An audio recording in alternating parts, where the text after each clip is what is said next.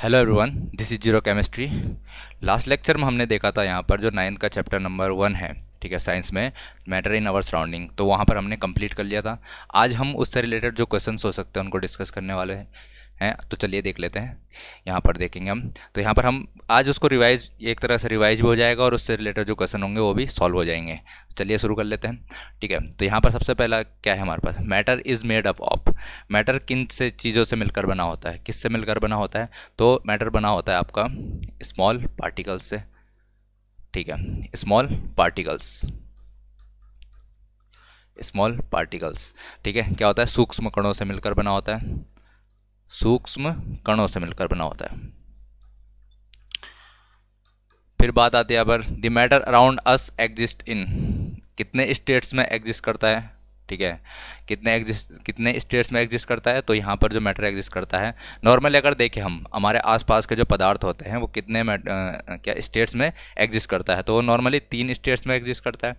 But जब condition extreme हो जाती हैं, एक्सट्रीम कंडीशन को भी हम इंक्लूड कर लेते हैं, तो वहाँ पर वो कितने स्टेट्स में एग्जिस्ट करने लग जाता है? 5 स्टेट्स में, ठीक है। कौन कौन सी स्टेट्स होती हैं? सॉलिड, लिक्विड, गैस, फिर आता हमारे पास प्लाज्मा, और उसके बाद क्या आता है? Bose-Einstein condensate. तो यहाँ पर 5 स्टेट में क्या करता है, यहाँ पर जो मैटर होता है वो एग्जिस्ट कर सकता है, ठीक है। तो यहाँ पर 5 स्टेट में एग्जिस्ट कर सकता है। फिर यहाँ पर बात आती है, the forces of attraction between the particles are maximum. तो फोर्सेज ऑफ एट्रैक्शन सबसे ज़्यादा किसके पार्टिकल्स के बीच में लगता है, ठीक है। यहाँ पर बात हो रही है सॉलिड, लिक्विड और गैस की, ठीक है। तो सबसे ज़्यादा पार्टिकल के बीच में एट्रैक्शन फोर्सेज किस में लगता है? हमने पढ़ा था, ये लगता है हमारे पास सॉलिड। उसके बाद इंटरमीडिएट यानी कि मध्यवर्ती, ठीक है, मतलब उसके बाद किस में लगेगा? उसके बाद लगता है हमारे पास सॉलिड के बाद लिक्विड में, ठीक है। सॉलिड के बाद किस में लगता है? लिक्विड में लगता है। और लिक्विड, और सबसे कम एट्रैक्शन फोर्सेज किस में लगते हैं? सबसे कम एट्रैक्शन फोर्सेज यहाँ पर किस में लगते हैं? तो वो लगते हैं गैस में, ठीक है। सबसे कम एट्रैक्शन फोर्स किस में लगता है? गैस में लगता है, ठीक है। तो यहाँ पर अगर हमारे पास क्या आ जाएगा, तो ठोसों में क्या होता है? ठोसों में सबसे ज़्यादा एट्रैक्शन फोर्स लगता है, ठीक है। उसके बाद किस में? द्रवों में, ठीक है। और द्रव के कणों के बाद किस में सबसे कम एट्रैक्शन फोर्स किस में लगता है? गैस के कणों में लगता है, ठीक है। इतना सभी को पता ही है, ठीक है। फिर यहाँ पर नेक्स्ट आते हैं हम, कि बात आ रही है स्पेस, खाली स्थान, ठीक है, रिक्त स्थान। तो स्पेस सबसे ज़्यादा किसके बीच में रहता है? स्पेस सबसे ज़्यादा किसके बीच में रहता है? तो स्पेस हमको पता है सबसे ज़्यादा गैसेज में रहता है, ठीक है। मैक्सिमम किस में रहता है? मैक्सिमम तो रहेगा किस में? मैक्सिमम रहेगा गैसेज में, ठीक है। मैक्सिमम किस में रहता है? गैसेज में रहता है। और मिनिमम किस में होता है? मिनिमम रहता है यहाँ पर किस में? तो मिनिमम रहता है यहाँ पर सॉलिड्स में, ये हमको पता ही है। और उसके बाद जो अगर बीच, इन दोनों के बीच की बात की जाए, इंटरमीडिएट किस में रहता है? तो वो लिक्विड में रहता है, ठीक है। ये हम सबको पहले से पता है।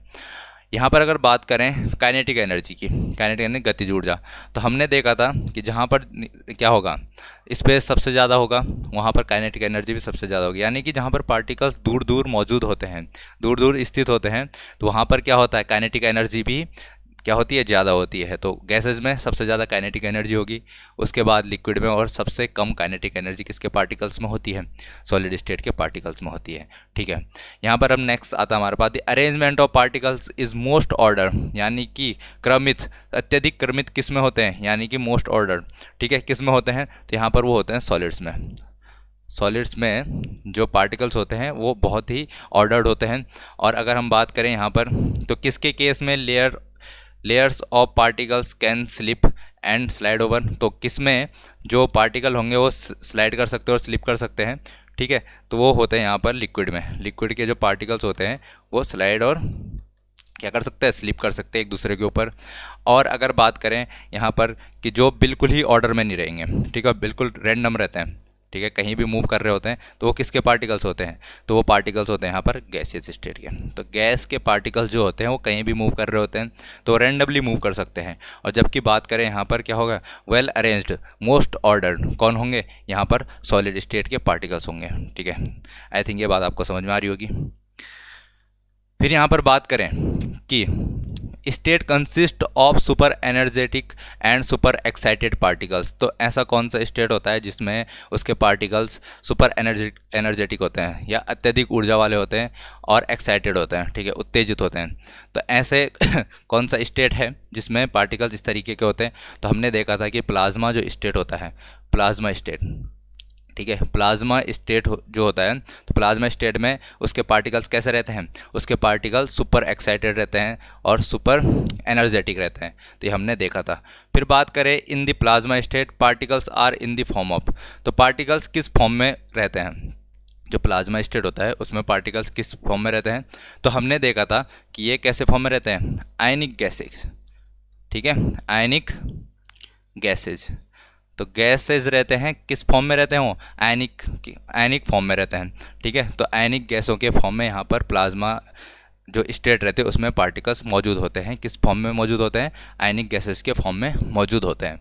फिर यहाँ पर बात करें हम the fluorescent tube and neon sign bulb consist of, तो ये जो हमारे पास क्या है, फ्लोरोसेंट ट्यूब होता है और नियॉन बल्ब होता है। इसमें क्या रहता है? ठीक है, तो इसके अंदर क्या रहता है? तो इसके अंदर यहाँ पर प्लाज्मा स्टेट रहती है, ठीक है। इसके अंदर कौन रहता है? प्लाज्मा रहता है, ठीक है, क्योंकि जब इसमें इलेक्ट्रिसिटी हम यहाँ पर क्या करते हैं, प्रवाहित करते हैं, तो जो इसके गैस जिसके अंदर गैसेस भरे रहते हैं वो क्या बनाते हैं? प्लाज्मा।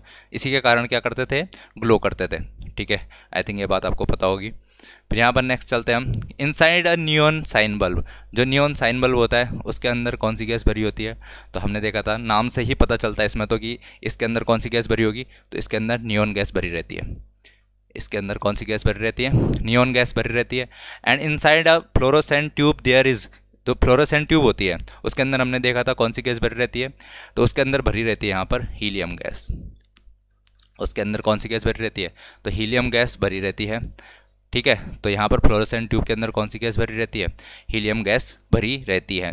फिर यहाँ पर बात करें, the sun and the stars glow because of the presence of plasma in them. तो पूरा ही हो गया, ठीक है। तो ये वाला याद कर लेना। यहाँ पर जो सन और क्या रहता है, ठीक है, स्टार्स रहते हैं, वो किसकी वजह से ग्लो करते हैं? तो उनके अंदर जो प्लाज्मा उपस्थित रहता है उनमें, ठीक है, किसमें? सन्स और स्टार जो होते हैं उनमें जो प्लाज्मा रहता है उसी के कारण वो क्या करते हैं? ग्लो करते हैं, ये हमको पता है। फिर यहाँ पर बात करें, the plasma is created in star because of, तो जो हमारे पास क्या रहते हैं? स्टार्स रहते हैं, तारे रहते हैं, उनमें जो प्लाज्मा बनता है वो क्यों बनता है, किस कारण से बनता है?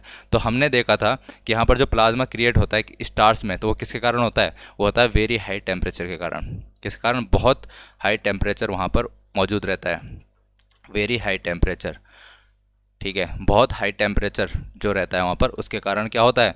यहाँ पर प्लाज्मा जनरेट हो जाता है। इसी कारण से जो हमारे क्या रहते हैं? स्टार्स रहते हैं वो चमकते हैं, ठीक है।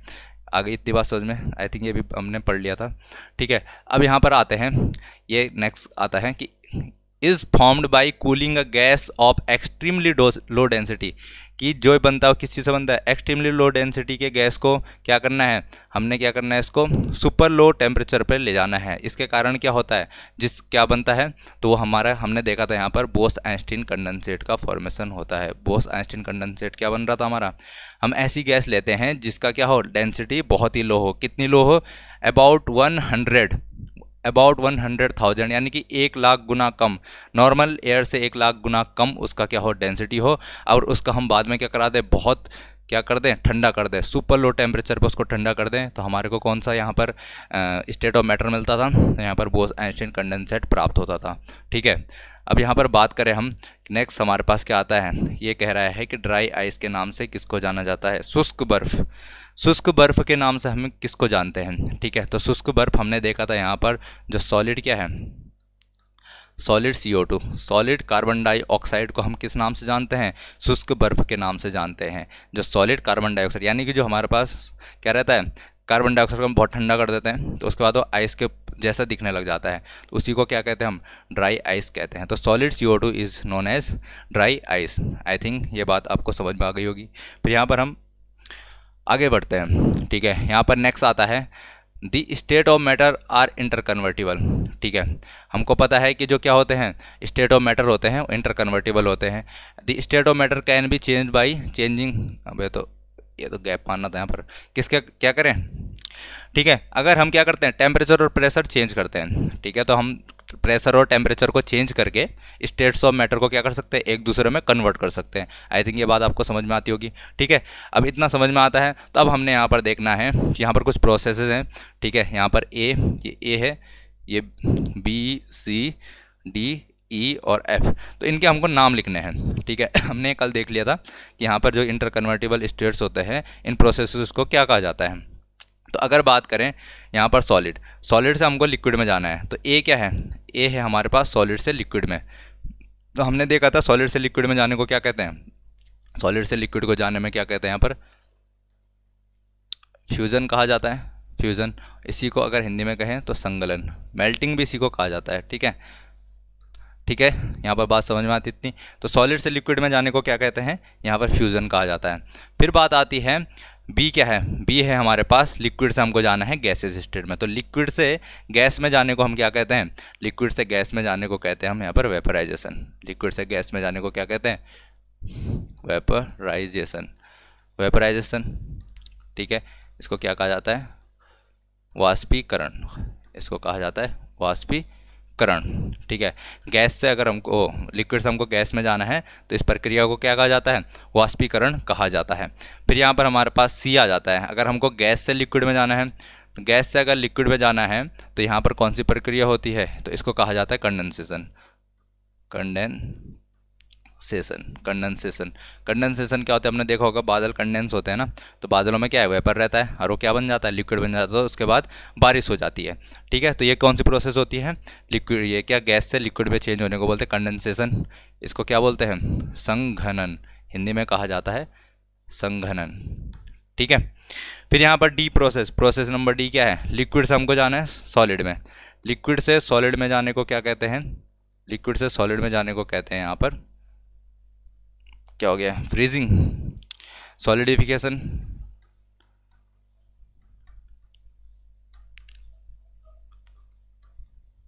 सॉलिडिफिकेशन। अब सॉलिडिफिकेशन को हिंदी में, अरे यार फिर हिंदी में नहीं पढ़ा मैंने इसको। ठीक है, तो सॉलिडिफिकेशन कहते हैं हिंदी में ठोसीकरण, पता नहीं क्या कहते हैं। ठीक है, देख लेना जो भी कहते होंगे, इसको कहा जाता है क्या, सॉलिडिफिकेशन। फिर यहाँ पर बात आती है किसकी, ई। यहाँ पर ई क्या है, सॉलिड से कहाँ जा रहे हैं हम, सॉलिड से चले गए हम सीधे गैसेज स्टेट में। तो हमने देखा होगा सॉलिड से डायरेक्ट गैस में जाने को कहा जाता है, क्या कहा जाता है इसको कहा जाता है सब्लिमेशन। सब्लिमेशन इसको कहते हैं हिंदी में ऊर्ध्वपातन। सब्लिमेशन को हिंदी में क्या कहा जाता है, ऊर्ध्वपातन कहा जाता है। ठीक है, अब यहाँ पर बात आती है नेक्स्ट क्या है, एफ कहाँ जाना है हमको, गैस से जाना है, कहाँ, गैस से जाना है सॉलिड में। गैस से सॉलिड में चलते हैं, तो गैस से सॉलिड में जाने को क्या कहा जाता है, इसको कहा जाता है डिपोजिशन। डिपोजिशन, इस वाले प्रोसेस को कहा जाता है डिपोजिशन, और इसको हिंदी में कहा जाता है निक्षेपण, हिंदी में कहा जाता है निक्षेपण। ठीक है, तो ये प्रोसेस थे हमारे पास 6, 1 2 3 4 5 6। ठीक है, ये 6 याद रखनी हमें, यहाँ से हमारे पास क्वेश्चन पूछा जाता है एग्जाम में। ठीक है, तो आई थिंक ये चीज़ आपको समझ में आ गई होंगी। ठीक है, अब आगे बढ़ते हैं, आगे चलते हैं। अब आता है हमारे पास क्या, एक और क्वेश्चन है, ये क्या है, इज़ अ बल्क फिनोमिना। ठीक है, समष्टि, बल्क मतलब होता है जो होल होता है, मतलब सारे के सारे पार्टिकल, जब हम सारे पार्टिकल्स को कंसीडर करेंगे, जैसे हमारे पास कोई स्टेट है लिक्विड है, तो लिक्विड में अगर हम सारे पार्टिकल्स को किसी चीज़ में कंसीडर कर रहे हैं तो उसको कहा जाएगा हमारे पास बल्क। उसी को क्या कहेंगे हम, बल्क। जितने भी पार्टिकल उसमें मौजूद हैं अगर उन सबको हम कंसीडर कर रहे हैं तो उसको कहा जाएगा कि ये बल्क में है, यानी कि सारे होल पार्टिकल्स को जब भी हमारा कंसीडर किया जाएगा उसको कहा जाएगा बल्क में है। ठीक है, तो यहाँ पर बात करते हैं, is a bulk phenomena, particle from the bulk of the liquid change into vapour state, यानी कि लिक्विड रहेगा हमारे पास और लिक्विड से हमारे को कहाँ जाना है, यहाँ पर गैस स्टेट में जाना है। ठीक है, गैस स्टेट में, तो यहाँ पर हमारे पास वाटर है, जैसे वाटर है, ठीक है, H2O है, H2O यहाँ पर लिक्विड में है और यहीं पर हमारे पास यहाँ पर H2O का क्या बन जाएगा, H2O यहाँ पर वेपर में बन जाएगा। ठीक है, तो अगर बात करें तो क्या कह रहा है, तो अगर ये होल में होगा, ये पूरे के पूरे पार्टिकल्स, जो भी जितने भी पार्टिकल्स है H2O के, लिक्विड से कहाँ जा रहे हैं, ये वेपराइजेशन हो रहा है इनका, यानी कि वेपर स्टेट में जा रहे हैं, तो इस फिनोमिना को कहा जाता है बॉइलिंग। क्या कहा जाता है, बॉइलिंग। बॉइलिंग। ठीक है, तो बॉइलिंग कब होती है? हमने क्या करा, 100 डिग्री सेंटीग्रेड पर सारे पार्टिकल्स पहुंच गए। ठीक है, 100 डिग्री सेंटीग्रेड पर सारे पार्टिकल पहुंचेंगे अगर वाटर के केस में हम देखते हैं तो बॉइलिंग पॉइंट कितना होता है, 100 डिग्री सेंटीग्रेड होता है। तो उस टाइम सारे के सारे पार्टिकल्स का जो टेम्परेचर रहेगा वो 100 डिग्री सेंटीग्रेड रहेगा। और उस टाइम क्या होगा, इसका मतलब क्या है कि सभी पार्टिकल जब भी बोलेंगे तो वो बल्क में हो जाएगा हमारे पास। तो उनका तो वहाँ पर जब जो भी क्या होगा, यहाँ पर लिक्विड से वेपर में पहुँचने लग जाएंगे। तो इस प्रोसेस को क्या कहेंगे, हम क्या कहेंगे, बॉइलिंग कहेंगे। तो बॉइलिंग कौन सी फिनोमिना है, एक बल्क फिनोमिना है। ठीक है, जबकि बल्क को हिंदी में कहा जाता है समष्टि। ठीक है, तो यहाँ पर क्या है, बॉइलिंग। बॉइलिंग को हिंदी में कहा जाता है क्वथन। क्वथन, तो क्वथन एक क्या है, समष्टि परिघटना है जिसमें समष्टि के कण द्रव अवस्था से वाष्प में परिवर्तित होते हैं। ठीक है, ये हमेशा कब होगा, जब वहाँ पर बॉइलिंग पॉइंट का यहाँ पर हम देखेंगे जब बॉयल होने लग जाएगी कोई चीज़। ठीक है, तो बॉयल कब होगी, जब उसके सारे पार्टिकल्स का टेम्परेचर उसके बॉइलिंग पॉइंट पर पहुंच जाएंगे, तब यहाँ पर बॉइलिंग की प्रोसेस होती है। फिर यहाँ पर बात करें हमारे इज़ अ सरफेस फिनोमिना, तो सरफेस फिनोमिना है। ठीक है, कौन है ये सरफेस फिनोमिना, तो यहाँ पर देख लेते हैं हम। Particles from the surface gain enough energy to overcome the forces of attraction present in the liquid and change into the vapour state. तो यहाँ पर भी बात वही हो रही है, लिक्विड में है, ठीक है, गैसियस स्टेट में जाना है। ठीक है, जैसे वाटर है हमारे पास, और वाटर में हमको क्या देखना है, इसकी सरफेस के जो मॉलिक्यूल्स होंगे, सरफेस पे जो पार्टिकल्स होंगे इसके, वो क्या करेंगे, इधर उधर से क्या लेंगे, एनर्जी लेंगे। और उस सरफेस में क्या है, जो सरफेस के पार्टिकल है उनका अंदर वाले क्या होंगे, उसके सामने वाले जो यहाँ पर क्या रहेंगे पार्टिकल, उनके साथ क्या होगा, अट्रैक्शन फोर्सेस रहेंगे। तो उनको तोड़ने के लिए वहाँ पर उसके पास क्या रहेगा, पर्याप्त तो ऊर्जा ग्रहण कर लेगा कहीं से। ठीक है, और उनको ऊर्जा को ग्रहण करके वहाँ से छूट मतलब अपनी सरफेस छोड़ देगा, और वहाँ पर किस में चला जाएगा, वेपर में चला जाएगा। तो यहाँ से वेपर बना देगा। तो ये जो सरफेस फिनोमिना है यहाँ पर हमारे पास बॉइलिंग पॉइंट पर नहीं होती है। बॉइलिंग पॉइंट पर नहीं होती है का मतलब क्या है, यहाँ पर जैसे हमारा वाटर का क्या था, वाटर 100 डिग्री सेंटीग्रेड पर था, तो 100 डिग्री सेंटीग्रेड पर पहुँच जाएगा जब वाटर, तो वहाँ पर कौन सी प्रोसेस होने लग जाएगी, यहाँ पर बल्क प्रोसेस होने लग जाएगी। तो उस बल्क प्रोसेस को यहाँ पर बॉइलिंग कहा जाता है। बट यहाँ पर तो 100 डिग्री सेंटीग्रेड तक पहुँचेगा ही नहीं, तो 100 डिग्री तक सेंटीग्रेड तक पहुँचेगा नहीं। तो इस तरीके के जो भी प्रोसेस होता है उसको क्या कहा जाता है, उसको कहा जाता है इवेपोरेशन। इवेपोरेशन, ठीक है, तो इवेपोरेशन वो प्रोसेस है जो कहाँ पर होती है, जो सरफेस पर होती है, जो प्रोसेस सरफेस पर होती है। और सरफेस पे होने के कारण यहाँ पर क्या होगा, यहाँ पर उसको जो एनर्जी लेगा वो थोड़ी बहुत एनर्जी जितनी इधर उधर से जितनी उसको ज़रूरी है, ठीक है, तो वो सरफेस से यहाँ पर छोड़ देगा सरफेस को। ठीक है, बट ये वाली प्रोसेस किस पर नहीं होती, ये बॉइलिंग पॉइंट पर नहीं होती। जब भी बॉइलिंग पॉइंट की बात आएगी तो वहाँ पर कौन सी प्रोसेस होगी, यहाँ पर बॉइलिंग की प्रोसेस होगी, जिसको क्वथन कहा जाता है। और जो इवेपोरेशन होता है वो बॉइलिंग पॉइंट से नीचे होता है, यानी कि बॉइलिंग पॉइंट से कम टेम्परेचर हमेशा ये होगा। फिर यहाँ पर नेक्स्ट आते हैं हम कि the rate of evaporation depends upon, जो इवेपोरेशन की प्रोसेस होती है उसकी रेट किस किस चीज़ों पर डिपेंड करती है। तो हमने देखा था, ये कल वाले लेक्चर में हमने देखा था कि ये चार क्या होते हैं, चार फैक्टर्स होते हैं, उन पर डिपेंड करता है। सबसे पहले हमने देखा था किस पर डिपेंड करता है, सरफेस एरिया, सरफेस एरिया पे डिपेंड करता है। ठीक है, जहाँ पर वो रखा हुआ है, हमने देखा था कि अगर कोई पानी को गिलास में रख दें जिसके सरफेस कम है और एक उसी को प्लेट में रख दें तो जल्दी से कौन उड़ेगा, तो जो प्लेट में रखा हुआ है वो जल्दी से उड़ जाएगा, क्योंकि उसका क्या है, सरफेस एरिया ज़्यादा है। अगर हम बात करें यहाँ पर फिर टेम्परेचर की, ठीक है, अगर टेम्परेचर बढ़ा दें तो यहाँ पर क्या होगा, उसको एनर्जी जल्दी मिलेगी उड़ने के लिए। ठीक है, तो यहाँ पर टेम्परेचर बढ़ाने पर उसकी एनर्जी उसको पर्याप्त रूप में मिल जाएगी और वहाँ सरफेस से उसके पार्टिकल उड़ने लग जाएंगे। फिर हमने देखा था कि ह्यूमिडिटी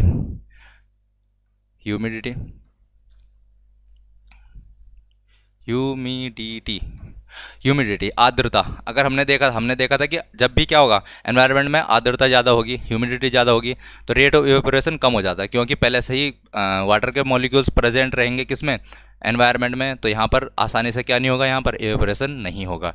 और फिर लास्ट में हमने देखा था कि विंड स्पीड, ठीक है, कि जितनी तेज़ क्या होगी, हवा चल रही होगी, उतनी जल्दी हमने देखा था कपड़े सूखते हैं। ठीक है, तो जब भी हम देखते हैं कि कपड़े सुखाने के लिए क्या करते हैं हम, जब जिस दिन हवा ज़्यादा तेज़ चल रही होती है उस दिन कपड़े जल्दी जल्दी सूख जाते हैं। ठीक है, तो यहाँ पर ये हो गया हमारे पास विंड स्पीड। तो इन चार चीज़ों पर क्या डिपेंड करती है, रेट ऑफ इवेपोरेशन, यानी कि वाष्पीकरण की जो दर होती है वो चार चीज़ों पर डिपेंड करती है। वो चार चीज़ें कौन सी हैं, यहाँ पर सबसे पहला सरफेस एरिया है, second one is temperature, third one is humidity and fourth one is wind speed. तो इन चार चीज़ों पर यहाँ पर रेट ऑफ एवेपोरेशन डिपेंड करती है। फिर यहाँ पर नेक्स्ट आता है एवेपोरेशन कॉजेज। जब भी एवेपोरेशन होता है तो उसके कारण क्या उत्पन्न होता है। तो अगर हम देखें तो कहीं पर भी जैसे हमको पसीना आता है ना कभी, तो हमको देखा जब उस पर क्या होती है, हवा लगती है, तो पसीने में हवा लगती है तो उसके बाद हमको ठंडक महसूस होता है। क्यों? क्योंकि जब भी पसीना आता है हमें तो वहाँ पर क्या होता है, पसीना आया और वहाँ पर हवा लगी, जब भी वहाँ पर हवा लगती है तो वो जो पार्टिकल्स हैं वो उड़ जाते हैं वहाँ पर से, इधर उधर आसपास से एनर्जी लेकर, हीट एनर्जी लेकर उड़ जाते हैं। तो जहाँ से वो एनर्जी लेके उड़े, हीट एनर्जी लेके उड़े, तो वहाँ पर क्या कर देंगे, टेम्परेचर कम कर देंगे, तो इसलिए हमको ठंडक महसूस होती है।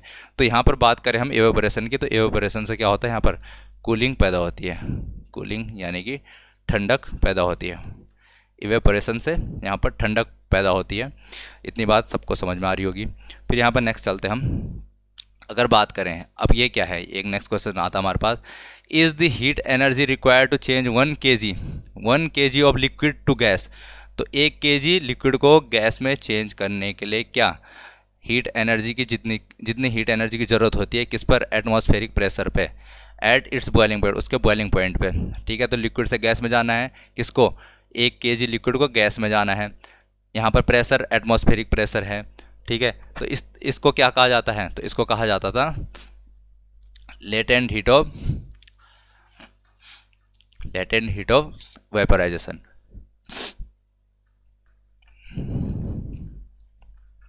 ठीक है, तो लेटेंट हीट ऑफ वेपराइजेशन क्या था कि किसी 1 kg लिक्विड को, ठीक है, गैसियस स्टेट में जाने के लिए जितनी हीट एनर्जी की आवश्यकता होती है, किस पर, एटमॉस्फेरिक प्रेशर पर, उसे क्या कहा जाता है, लेटेंट हीट ऑफ वेपराइजेशन कहा जाता है। ठीक है, ये बात भी हमने कल देख ली थी।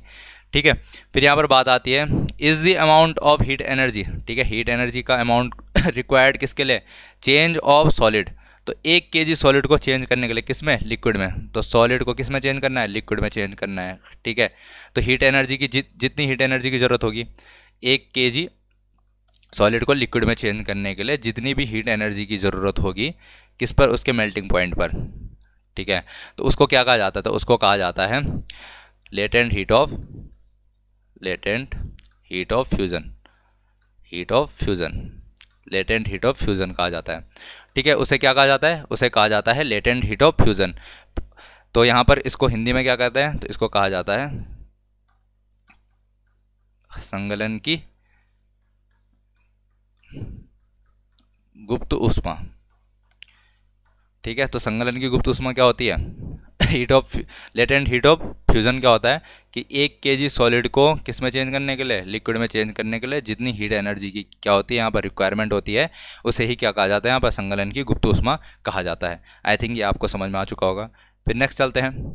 यहाँ पर कुछ क्या है, क्वांटिटीज़ हैं। उन क्वांटिटीज़ का हमको क्या बतानी, यूनिट बतानी है, और उन यूनिट की फिर हमको सिंबल भी बताना है। तो यहाँ पर देख लेते हैं। सबसे पहले हमारे पास क्या है, टेम्परेचर। टेम्परेचर की यूनिट सबको पता है, केल्विन होती है। ठीक है, केल्विन को किससे दिखाते हैं, के से दिखाते हैं। डिग्री सेंटीग्रेड भी होती है। ठीक है, डिग्री सेंटीग्रेड भी देख लेना। फिर यहाँ पर लेंथ क्या होती है, लेंथ मीटर होती है। ठीक है, लेंथ की मीटर सबको पता होगा। फिर यहाँ मास का, तो मास का क्या किलोग्राम होता है, मास का किलोग्राम।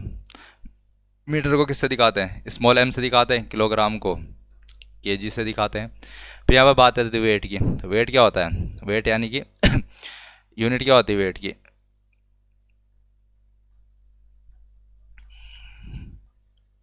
न्यूटन। क्योंकि क्या है, वेट क्या होता है, वेट इक्वल टू होता है मास इनटू ग्रेविटी।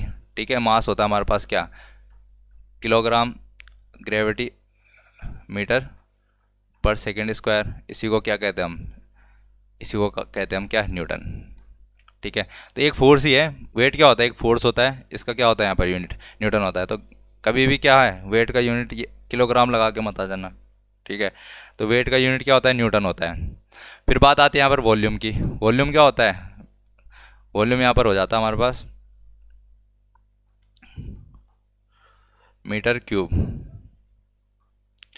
ठीक है, ये क्या होता है, वॉल्यूम होता है हमारे पास मीटर क्यूब। फिर बात आती है यहाँ पर डेंसिटी की। डेंसिटी होता है मास अपॉन वॉल्यूम। डेंसिटी क्या होती है, मास अपॉन वॉल्यूम। ठीक है, मास क्या हो गया, किलोग्राम, पर वॉल्यूम क्या हो गया, मीटर क्यूब। तो किलोग्राम पर मीटर क्यूब यहाँ पर क्या हो जाता है, डेंसिटी हो जाती है। प्रेशर हम ले लेते हैं जनरली, क्या ले लेते हैं हम, बार ले लेते हैं, ठीक है, या फिर पास्कल ले लेते हैं, तो लिख लेना इसको, ठीक है। तो यहाँ पर क्या लेते हैं, पास्कल, पास्कल को पीए से दिखाते हैं। तो यहाँ पर बात आती है जबकि प्रेशर की, तो प्रेशर का यहाँ पर यूनिट क्या होता है, पास्कल होता है। कहीं कहीं कभी कभी बार भी ले लेते हैं हम, ठीक है, तो बहुत सारे होते हैं यूनिट, तो यहाँ पर हम जनरली पास्कल लेकर चलते हैं, ठीक है। तो ये कुछ सिम्बल्स हैं किसके, यहाँ पर temperature, length, mass, weight, volume, density and pressure से रिलेटेड, ये आपके सिलेबस में दिए गए हैं, इसलिए हमने कर लिए। तो याद रख लेना इसमें से न्यूटन वाला सबसे ज़्यादा ज़रूरी है, क्योंकि ये गलत करके आओगे आप लोग, ठीक है। फिर इनके वॉल्यूम, वॉल्यूम क्या होता है, वॉल्यूम लेंथ का क्यूब होता है, ठीक है। और यहाँ पर बात कर डेंसिटी, तो डेंसिटी का फॉर्मूला होता है मास अपॉन वॉल्यूम। तो हमें से याद रखना, सिंपल सिंपल से यहाँ पर ये क्या है, यहाँ पर यूनिट्स हैं इनके, तो इनको याद रख लेना। फिर नेक्स्ट अगर बात करते हैं हम, तो यहाँ पर कुछ इस चैप्टर में क्या है, उन्होंने टेम्परेचर दे रखा है, कहाँ पर क्वेश्चन आ जाता है कि जो हमारे पास क्या है, केल्विन स्केल होती है टेम्परेचर की, 1 डिग्री सेंटीग्रेड होती है, ठीक है। तो अगर हमको क्या करना है, डिग्री सेंटीग्रेड को केल्विन में चेंज करना है, ठीक है। हमारे पास जैसे 0 डिग्री सेंटीग्रेड है, 0 डिग्री सेंटीग्रेड है, उसको हमको केल्विन में चेंज करना है। तो 0 डिग्री सेंटीग्रेड में क्या कर देंगे हम, 0 में ऐड कर देंगे कितना, 273.15। अगर एक्यूरेट करना है तो 273.15 कर देना। तो इसको राउंड ऑफ करके उन्होंने कितना लिखा रहता है, 273 लिखा रहता है। तो यहाँ पर अगर मैं बात करूँ, तो अगर मुझे केल्विन में चेंज करना है तो डिग्री सेंटीग्रेड प्लस 273, अगर इतना कर देंगे तो क्या आ जाएगा हमारे पास, केल्विन आ जाएगा। तो यहाँ पर ये लिख लेना, ठीक है। इससे क्वेश्चन आ जाता है हमारे पास कि वो पूछता है कि अगर हम क्या है, हमको डिग्री सेंटीग्रेड में दे देगा, पूछ देगा केल्विन में कितना होगा। चलो एक एग्जांपल कर लेते हैं। किताब में उसने 25 डिग्री सेंटीग्रेड को बोला उसने कि केल्विन में चेंज करो, तो 25 डिग्री सेंटीग्रेड को कैसे कर लेंगे, 25 प्लस 273, 25 प्लस 273 तो कितना हो जाएगा, 5 और 3 8, 7 और 2 9, और यहाँ पर 2, तो 298 केल्विन। तो 25 डिग्री सेंटीग्रेड अगर केल्विन स्केल पर हो जाए तो वहाँ पर 298 केल्विन हमारे पास आ जाएगा। और यहीं पर अगर वो उल्टा कह दे, अगर वो कह दे कि 298 केल्विन है, 298 केल्विन है, इसको किस में चेंज करना है, डिग्री सेंटीग्रेड में, तो कैसे करोगे, तो इसमें से माइनस कर देना, 298 में से कितना, 273 माइनस कर देना, तो तुम्हारा डिग्री सेंटीग्रेड में आ जाएगा, ठीक है। तो यहाँ पर 8 में से 3 गया कितना, 5, 9 में से 7 गया 2, 0, तो 25 डिग्री सेंटीग्रेड, ठीक है। तो इस तरीके से इसको कर लेंगे। तो यहाँ पर डिग्री सेंटीग्रेड के लिए हो जाएगा। अब अगर मुझे केल्विन में करना है, केल्विन को करना है चेंज, तो केल्विन माइनस 273 बराबर डिग्री सेंटीग्रेड। तो ये दो चीज़ें लिख लेना, ठीक है। इससे एक क्वेश्चन बन जाता है, कितना सिंपल सा क्वेश्चन है, जोड़ घटाने वाला क्वेश्चन है, इसमें से आप इसको कर लेंगे, ठीक है। तो इस वाले चैप्टर में इतनी ही चीज़ें यहाँ पर अवेलेबल हैं, ठीक है। आपके सिलेबस में इतनी ही चीज़ें दी गई हैं, तो यहाँ पर ये चैप्टर कंप्लीट होता है। अब हम नेक्स्ट चैप्टर देखेंगे, यहाँ पर चैप्टर नंबर 2 जो है उसको हम नेक्स्ट लेक्चर में देखेंगे। तब तक के लिए पढ़ते रहिए, मिलते हैं फिर नेक्स्ट लेक्चर में।